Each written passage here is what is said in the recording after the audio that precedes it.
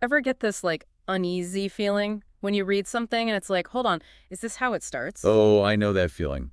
What have you stumbled upon now? This article about Trump and CBS, basically, he's going after them over a 60 Minutes interview with Kamala Harris. Claims they edited it to make her look good and all that. Ah, so we're talking about the whole greatest fraud in broadcast history thing. Yeah, I saw that. Right. And it got me thinking, it's not just about one interview. This whole thing about him wanting them to lose their license, that's kind of scary, isn't it?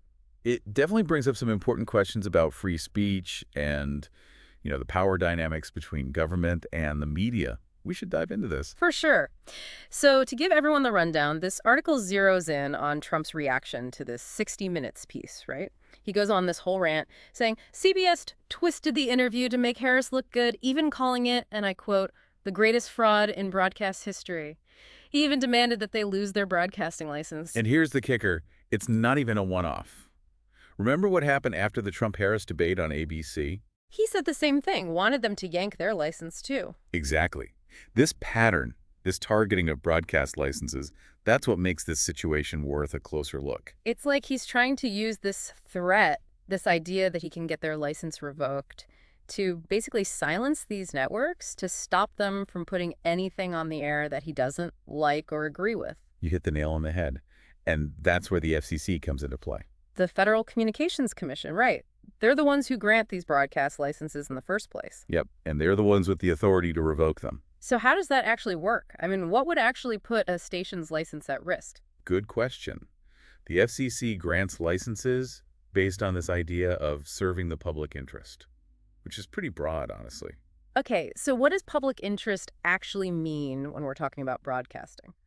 Well, it includes things like making sure the news is accurate, presenting a variety of viewpoints, not airing stuff that's intentionally false or could cause harm, that sort of thing. So it's not as simple as a politician, even someone like a former president, saying, hey, I don't like what they're saying, shut them down. Not at all.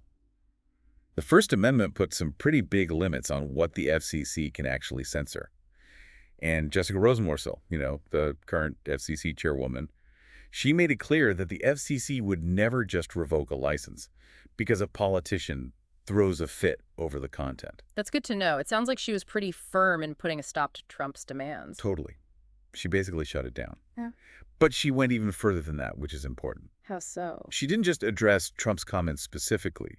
She used it as a chance to emphasize a much broader point. The First Amendment protects free speech, right? And that includes the right of broadcasters to air content that's critical of politicians. So it's not just about Trump and these specific networks. She's saying this is a free speech issue, period. Exactly.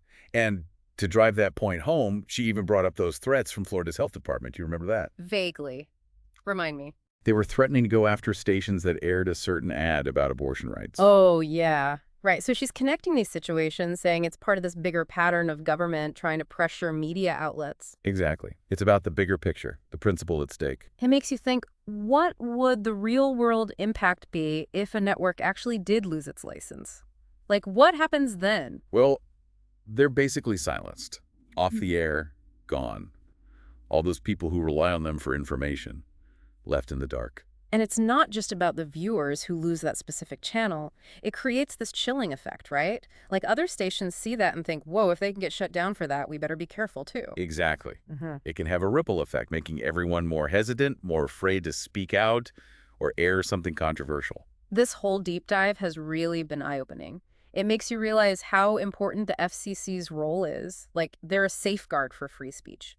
Even, and maybe especially, when we're talking about content that's controversial or critical of powerful people. And it's something that's easy to take for granted. We live in a country with strong free speech protections, but that doesn't mean it can't be threatened or chipped away at. So what's the takeaway for our listeners? What should they be thinking about after listening to this?